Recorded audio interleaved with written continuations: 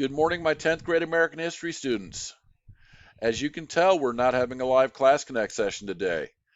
So I'm making a brief recording going over what we were going to cover Monday.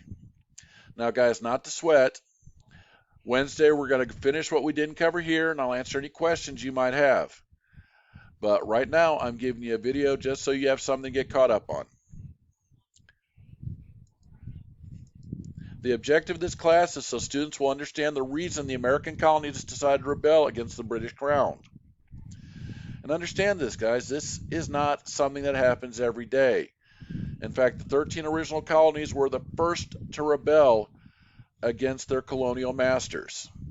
Seems almost commonplace today, but back in the 1776, we were the first. And you need to not understand, not everybody supported a separate United States. Now, you had the Patriots, anywhere from 50 to 60% of the people who believed that the colonies had the right to govern themselves.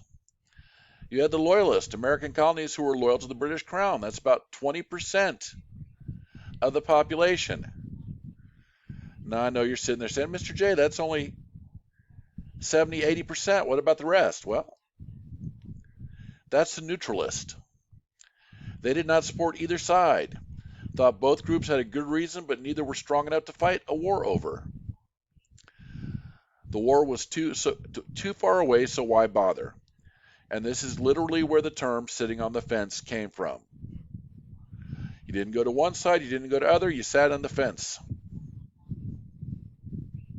Now you have to understand the British Crown was running out of money. They really needed to get the colonies to start paying for things. The French and Indian War happened and it almost bankrupted the British Empire. So they wanted the colonies to start paying their fair share, or paying for things that they did in the colony's name. First thing they did was a proclamation of 1763. This limited the colonies to their land they had now. They could not expand. Kind of limited the colonies to being small and weak. As you can imagine, the American colonies did not like this. Another thing the Crown did was pass the Stamp Act. Okay, guys, imagine everything you have, every book you have, every playing card you have, every Pokemon Magic Digicard you have, everything you have that has paper would have to have a stamp tax on it. 1 penny for a sheet of paper, probably a quarter for a deck of playing cards in taxes. Now, right now, it might not be so bad with everything being digital and online, but think about it back in the colonial times.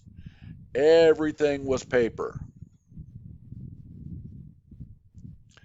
Yeah, to say the colonies did not like this is a bad thing. We also had the Townsend Act. Parliament passed a duty on certain goods the colonies imported from Britain. To pay British debts, these goods included glass, paper, lead, ink, and tea. So basically, everything the colonies needed to survive and be creative was being taxed. The worst part is a lot of this stuff could be gotten from other sources without paying the tax. You know what the British said? Nah, ain't gonna happen. You're only gonna get it from us. Then let's look at this one, the Tea Act. Okay, guys, tea back then was like Coca-Cola, energy drinks, coffee, whatever your poison is today. They drank it, they drank a lot of it, and there was a tax on it.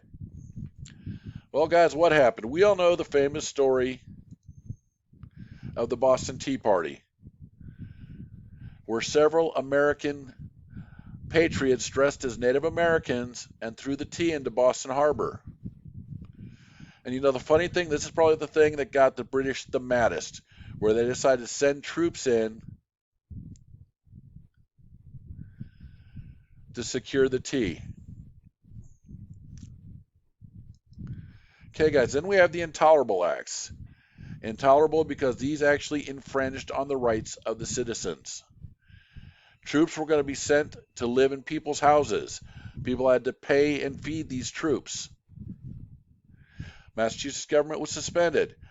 The Intolerable Acts were really the British Crown clamping down on any revolutionary fervor. Well, unfortunately, this did not work. All this led to was the events of Lexington and Concord. These are the first shots of the Civil War. Sorry guys, I'm not going to start recording for a gap there. These are the first shots fought of the American Revolution. This is Paul Revere's famous ride. Maybe I should restart it. This is Paul Revere's famous ride to warn the people that the British are coming. The British are coming. All right, guys, that is just a brief overview of what we were going to cover. I did not hit all the slides. I'm still debating whether we're going to combine the two lessons or I'm just going to extend things a week.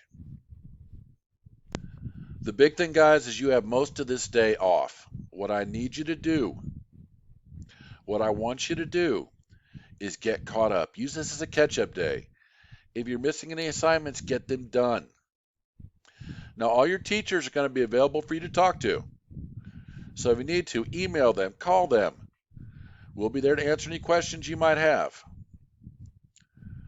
Remember, we're doing this so that we can build better connections with our students and their families. So if you have any questions, Monday is the day to ask them. All right, ladies and gentlemen, thank you for everything. I'm sorry for the few gaps. I hope everything's all right.